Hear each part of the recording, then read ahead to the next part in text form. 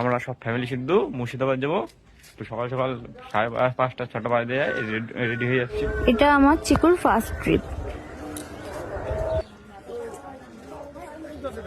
গুমা থেকে বনগাঁ যাওয়ার জন্য আমাদের ট্রেন চলে আসলো। তো ট্রেনটা ভালোই ফাঁকা ছিল, সকালবেলা যেহেতু ভোর, আমরা সবাই উঠে পড়লাম এক এক করে।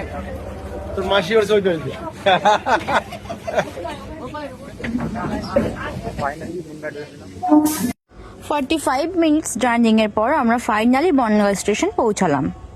এবার বনগাঁ স্টেশন থেকে আমাদের গন্তব্য বহরমপুর। তাই আমরা বনগাঁ 1 নম্বর প্ল্যাটফর্মে চলে আসলাম। রানাঘাট লোকাল ধরবো, সেই ট্রেনটি একেবারেই বহরমপুরই যায়। বাড়ি থেকে যেহেতু অনেক ভোরে বেরিয়েছি, সেই জন্য কিছু খাওয়া হয়নি, তাই বনগাঁ স্টেশনে এসে একটু খেয়ে নিলাম। বনগাঁ স্টেশন থেকে আমাদের ট্রেন ছেড়ে দিল। ট্রেন ফাঁকা হওয়ার কারণে আমার দাদার ছেলে পুকু ও ঘুমিয়ে পড়েছে আমার কোলে। এদিকে দেখো মাসিরা উঠে আমার ছেলেকে আশীর্বাদ করে নিল। তো ফাইনালি আমরা বহরমপুর কোর্টে নেমে গেলাম। নেমে আমার ছেলের খুব খিদে পেয়ে গেছিল, তো সেই জন্য ওকে খাইয়ে নিলাম একটু। এখান থেকে কোথায় যাবো? সাগরদিঘি। বাস থেকে সাগরদিঘি। সামনের বটগাছটা কত সুন্দর। ফাইনালি আমরা টোটোতে উঠে গেলাম। টোটোয় উঠে আমরা বাস স্ট্যান্ডে যাব। বহরমপুরে এত পরিমাণ টোটো যে দেখে মনে হয় কোনো টোটোর মিছিল হচ্ছে। তো ফাইনালি আমরা বাস স্ট্যান্ডে পৌঁছে গেলাম। তো দেখো এসে আমাদের টিকিট কাটা হলো। এবার এই বাসে আমরা যাব।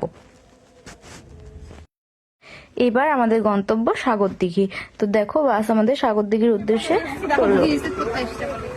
কোথায় এটা? কোথায়?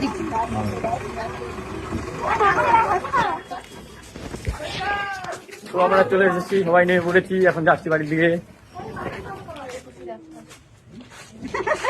শুধু এইটুকুনি বলে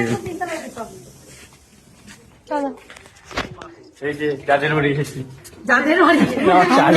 আমার শালি। এটা হচ্ছে ব্যালকনি।